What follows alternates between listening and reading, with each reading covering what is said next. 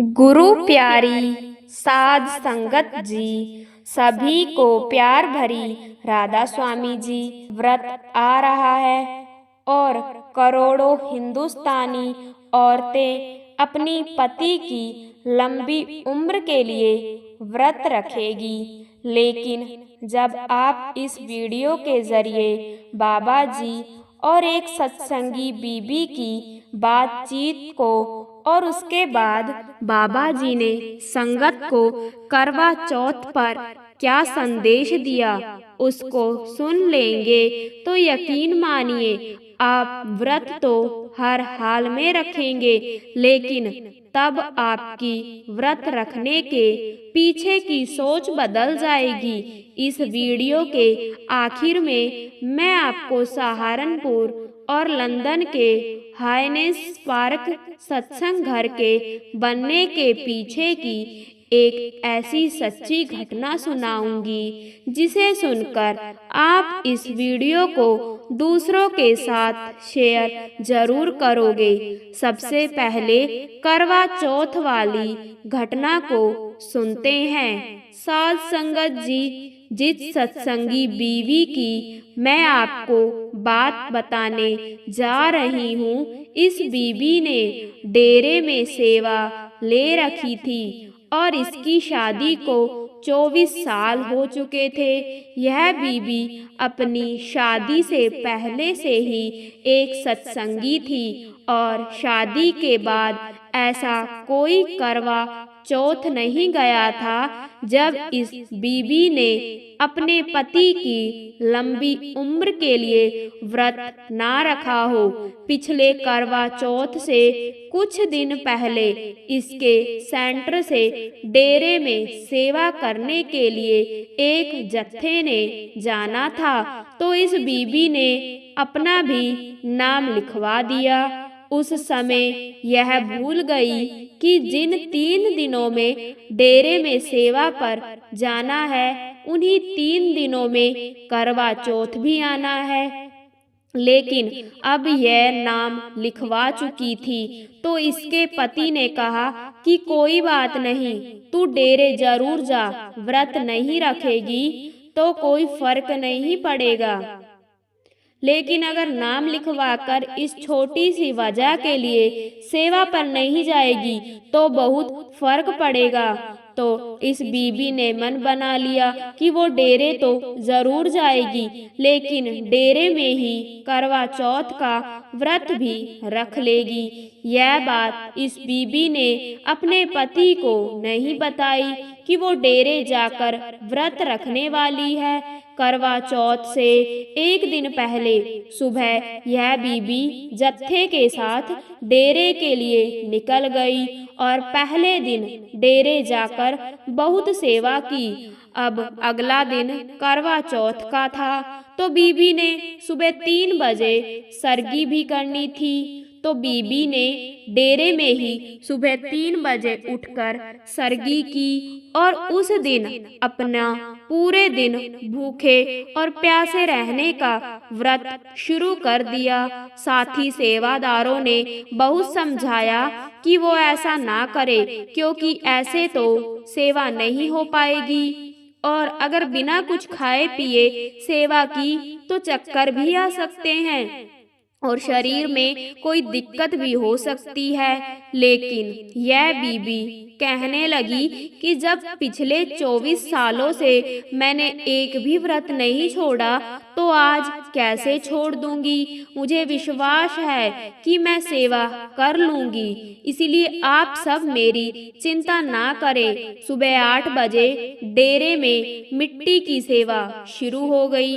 और अब क्योंकि सुबह सुबह का टाइम था, तो इस बीबी में पूरी ऊर्जा थी, तो इसने बड़ी लगन से मिट्टी की सेवा करनी शुरू कर दी। जब इस बीबी के जत्थेदार को पता लगा कि बीबी ने नाश्ता भी नहीं कर रखा, तो उसने इस बीबी को कहा कि बहन, आप आज की सेवा रहने दो, क्योंकि मैं नहीं चाहता कि आप बिना कुछ खाए पिए गुरु घर में आकर इतनी भारी सेवा करो और आपको कुछ हो जाए तो यह बीबी कहने लगी कि जी आप चिंता ना करो, पिछले करवा चौथ या उसके पहले जब मैं अपने घर हुआ करती थी तो व्रत के साथ घर के काम भी तो करती थी, और डेरा तो मेरा मायका है, और अपने बाप के घर व्रत के साथ काम करूंगी तो मुझे कुछ हो थोड़ी ना जाएगा, इसीलिए आप चिंता ना करें साध संगत जी। अब सुबह से दोपहर होने को आई थी और बाकी के सभी सेवादारों ने 11 बजे की चाय पी और साथ में बिस्किट खाए,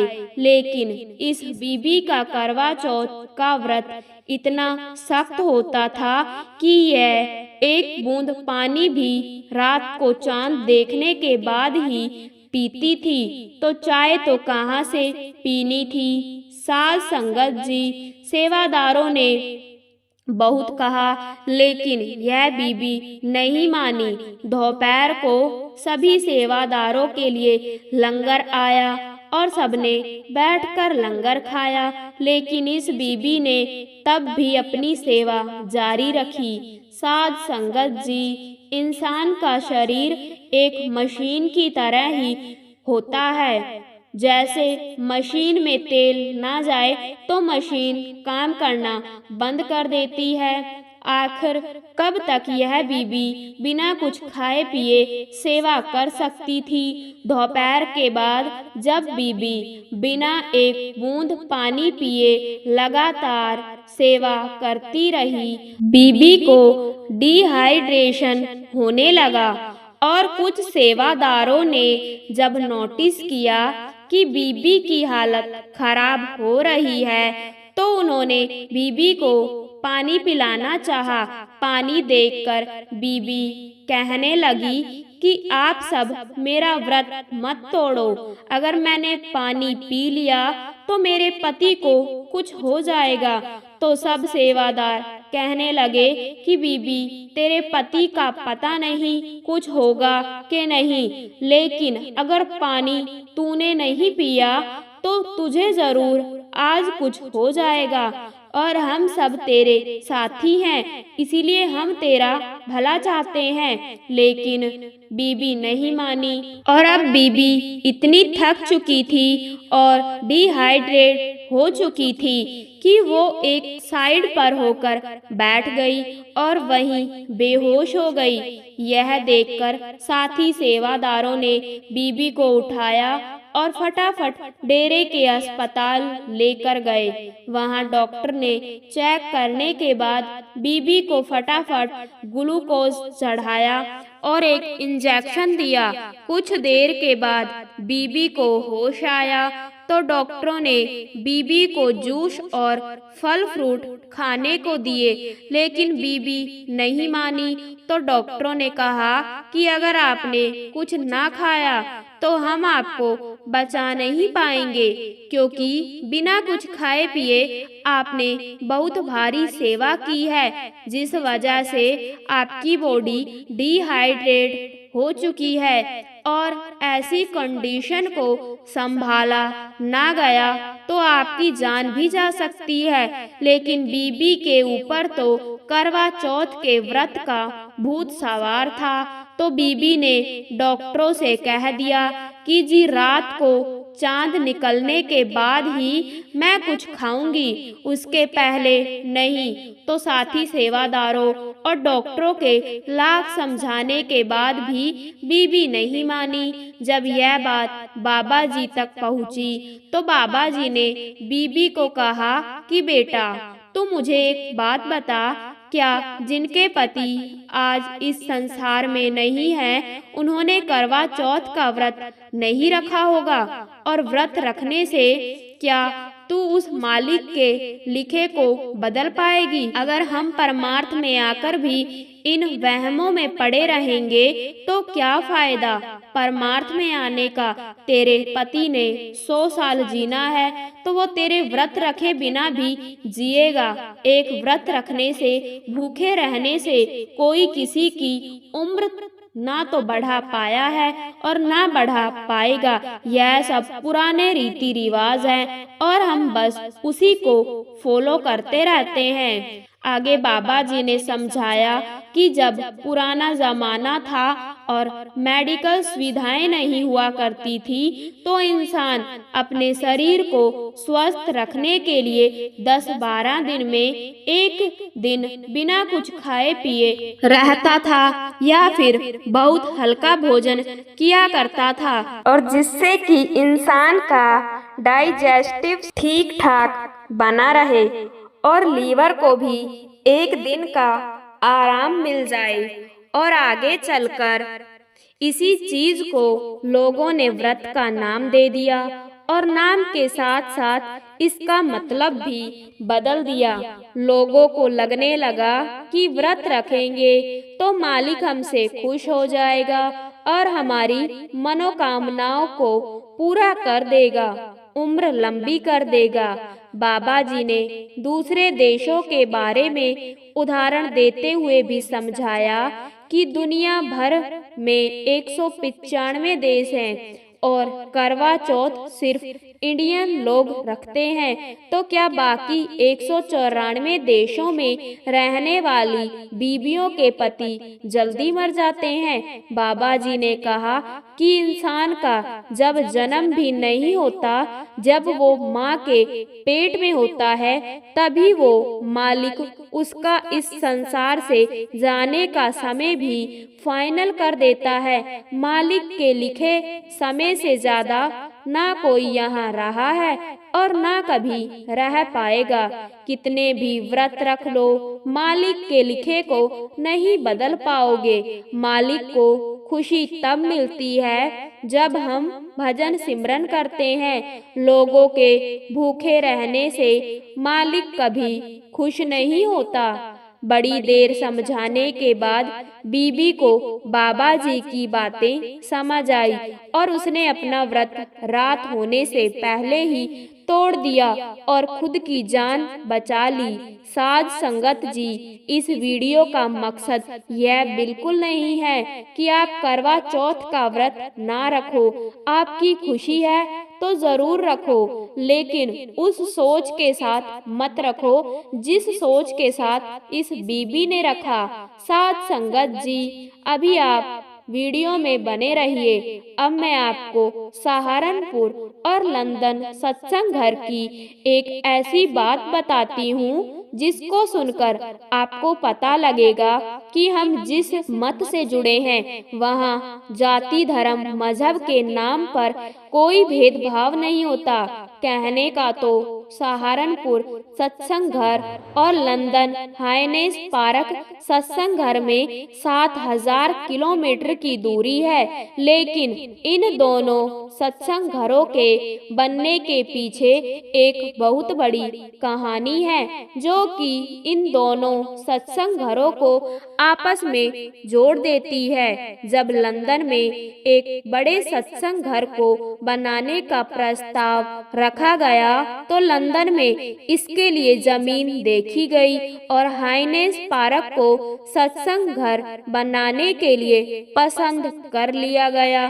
जिनकी वो जमीन थी उनकी उस जमीन पर एक चर्च भी बनी हुई थी, लेकिन अब जिसकी जमीन थी वो अगर उस जमीन को बेचना चाह रहे थे तो वो तो उनकी अपनी मर्जी थी। तो उन लोगों ने एक दाम को तय कर लेने के बाद उस जमीन को डेरे को बेच दिया और जमीन की सारी कागजी कार्यवाही हो जाने के बाद वहां काम शुरू कर दिया गया। उस जमीन पर बनी चर्च को तोड़ने का प्रस्ताव डेरे में भेजा गया क्योंकि वो चर्च बहुत बड़ी जमीन को घेर रही थी। इधर जब उस एरिया के आसपास रहने वाले ईसाई लोगों को पता चला तो उन्हें यह सुनकर बड़ा ही दुख हुआ कि उनकी चर्च को अब तोड़ दिया जाएगा, क्योंकि यह जमीन इंडिया में रहने वाले किसी ग्रुप ने खरीद ली है। साध संगत जी, बाबा जी उस समय इंडिया में डेरे में थे जब बाबा जी के पास लंदन से सेक्रेटरी साहब का प्रस्ताव आया कि जमीन पर बनी चर्च को तोड़ने की अनुमति दी जाए। बाबा जी भले ही लंदन से 7 समंदर पार इंडिया में बैठे थे और वो ईसाई लोग जो चर्च टूटने की खबर से दुखी थे, वो बाबा जी की संगत में से भी नहीं थे, लेकिन फिर भी बाबा जी ने सब कुछ जान लिया और किसी को दुखी करके खुद का घर बनाना, यह तो बाबा जी कभी भी नहीं कर सकते। जब बाबा जी के पास ईमेल आया तो बाबा जी ने उसका जवाब देते हुए कहा कि आप उस जमीन पर बनी चर्च को ना तोड़ें, उसको वैसे का वैसे ही रहने दें और वहां उस चर्च से जुड़े ईसाई लोगों को भी इस बात की खबर कर दें कि उनकी चर्च को हम नहीं तोड़ रहे और वो जब चाहे चर्च में आ सकते हैं, उनके आने पर कोई मनाही नहीं है। तो सेक्रेटरी साहब ने बाबा जी के जवाब पर चर्च को तोड़ने से रुकवा दिया और उस चर्च में आने वाले ईसाई लोगों को भी इसकी जानकारी दे दी। यह सुनकर ईसाई लोग बड़े ही खुश हो गए और उन्होंने सेक्रेटरी साहब से कहा कि आपके गुरु बहुत महान हैं, उन्होंने हमारी प्रॉब्लम को समझा और हमारा साथ दिया। साध संगत जी, आज ईसाई लोग अपनी चर्च में कैंडल जलाने बिना किसी रोक टोक के आते हैं। बिल्कुल ऐसा ही हुआ था सहारनपुर सत्संग घर में। वहाँ जब सत्संग घर बनाया गया था, उस समय वहाँ एक पीर बाबा की मजार हुआ करती थी, जो आज भी है। तब भी लोगों को यही लगा था कि डेरे वाले हमारे पीर की मजार को तोड़ देंगे, लेकिन ऐसा कुछ नहीं हुआ था। बाबा जी ने तब भी कहा था कि मजार को अपनी जगह पर ही रहने देना है और जो कोई भी मजार पर माथा टेकने आना चाहे उसको आने देना है। बाबा जी के आदेश के बाद मजार को हाथ भी नहीं लगाया गया और बहुत से लोग मजार पर भक्ति करने आते रहते। साध संगत जी, कोई सबका सम्मान करना सीखे तो हमारे बाबा जी से सीखे। इतने बड़े परमार्थी मत के प्रमुख होने के बाद भी बाबा जी हर धर्म का और हर इंसान का सम्मान करते हैं। बाबा जी की नजरों में कोई भी छोटा बड़ा नहीं है। कोई प्रेम से बाबा जी को बुलाता है तो बाबा जी दरगाह में चले जाते हैं। अभी पिछले दिनों में इटली के ईसाइयों के सबसे बड़े संत पोप फ्रांसीसी से मिलने बाबा जी गए थे। बाबा जी के यह सारे कदम दुनिया भर में शांति का संदेश है, लेकिन साध संगत जी, हम खुद को सत्संगी तो कहते हैं, लेकिन हम अपनी रूटीन लाइफ में कितने भेदभाव करते हैं यह हम सबको पता है। हमें तो बाबा जी से सीख लेनी चाहिए और सबसे प्रेम से बर्ताव करना चाहिए। कोई हमसे बड़ा है या छोटा है, हर कोई सम्मान का हकदार होना चाहिए। साध संगत जी, इसी के साथ मैं आपसे विदा लेती हूँ। मुझे पूरी उम्मीद है कि आप इस वीडियो को उस संगत के साथ शेयर करने की सेवा जरूर करेंगे जो संगत अभी इस चैनल पर नहीं है। साध संगत जी, सभी को प्यार भरी राधा स्वामी जी।